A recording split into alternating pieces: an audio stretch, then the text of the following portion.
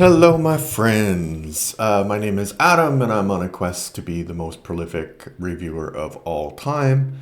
And recently, I've gotten back into Babylon 5, and I'm on the middle of the third season now. And my son was over this weekend, so I thought we could watch the pilot movie, which is called Babylon 5 The Gathering, because apparently it does set up the whole thing. I was a bit concerned when I saw the average rating on IMDb be like 6.6, and the poll show has something like 8.7, 8.9, which is really high, and 6.6 is pretty average. And I would say, actually, that's being generous because these are people. I think everybody who has watched this movie since it came out on television or after it came out on television, they are Babylon 5 fans because it's weird because it kind of gives you the idea of the film, of the whole series, but it doesn't do it very well. I think so. The same actors play Londo and Jakar and Captain Sinclair and Delenn, but there are sort of supporting characters that kind of build the world that aren't there. Oh, Garibaldi is also there. Garibaldi is there. So the people who kind of support the world, the characters that support the world but are not there, are Veer and oh, what's the guy's name? The one Mimbari who is very loyal to Delenn. Lanier, yeah, Lanier is not there as well. So that's weird. And also, the character of Avonova is there, but she's being played by the actress who plays Sinclair's girlfriend in the first season. And I know why they changed that actress, but I'm not sure why they brought her back because she can't really act. There's not a lot of emotions in her lines. It seems very artificial what she's saying. And it's interesting about how you can tell good actors and bad actors by how naturally they sound when they're acting. And it's not easy to sound natural when you're acting, but the character of Ivonova, the actress who plays her in the main series, really good. Like, you probably wouldn't say that she is like an excellent actor because she doesn't blow you away like sometimes the actor that plays Lando does, but she doesn't blow you away, but she's so natural that you can see that she's a great actress in comparison to somebody else playing her character earlier. So that's weird. And also, they hadn't quite figured out the visual design for the main three alien races. Jakar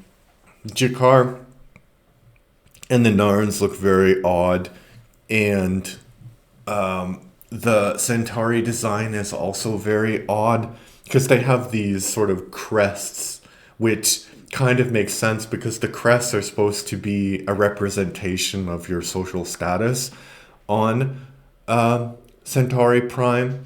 And so women don't have crests at all. They have like their hair is all like tied up, and that's a sign like men are the more important gender in that species. So kind of makes sense. And the costume design for the Centauri is kind of like French, kind of a mixture of French imperial costumes and British imperial costumes.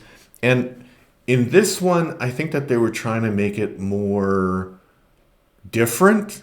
So he's got a little cravat and it looks weird, but I don't think that they didn't really figure out how to make the Centauri uniforms look more alien rather than more human, but also like the flair for the dying culture kind of vibe that the British Empire gives off.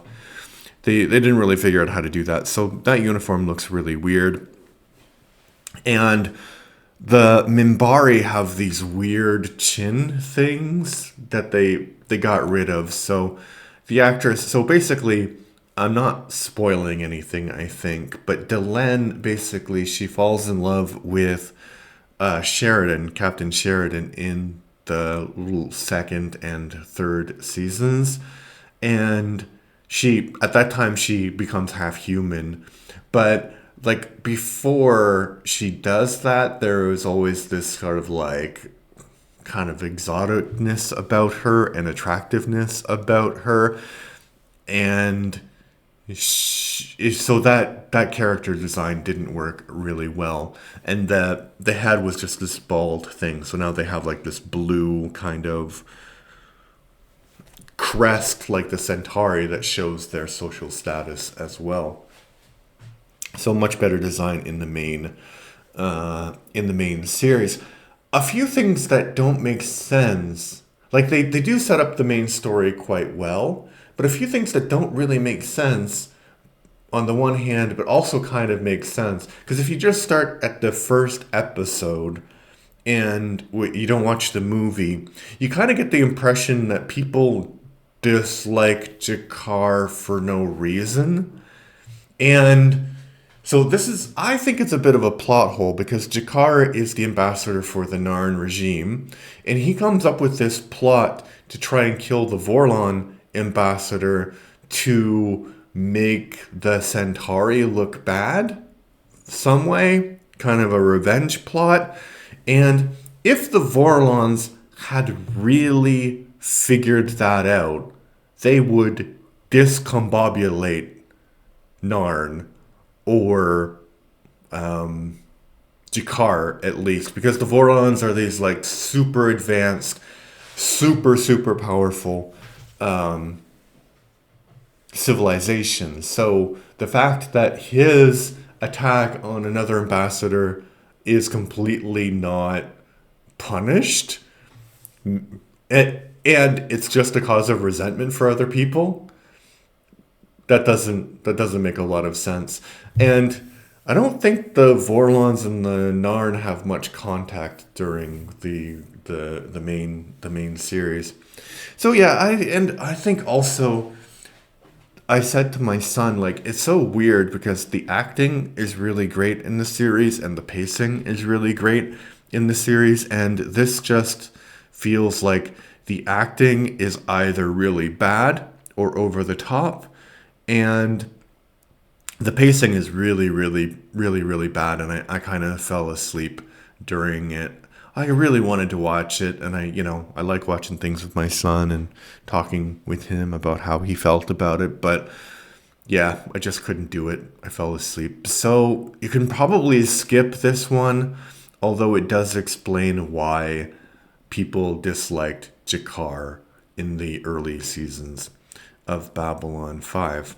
All right, that's my review of The Gathering. I probably won't put it in with my longer review of Babylon 5, and I'll kind of keep it separate. But that will be in a few weeks, so you won't know what I'm talking about at all. Anyway, all right, thanks. If you like what I do, please subscribe. I'm trying to get to 1,000 subscribers by the end of March. I know, a very ambitious goal, but I think we can do it together. We're at 716. So if you like what I do, click the button and subscribe. All right, thank you. Bye-bye.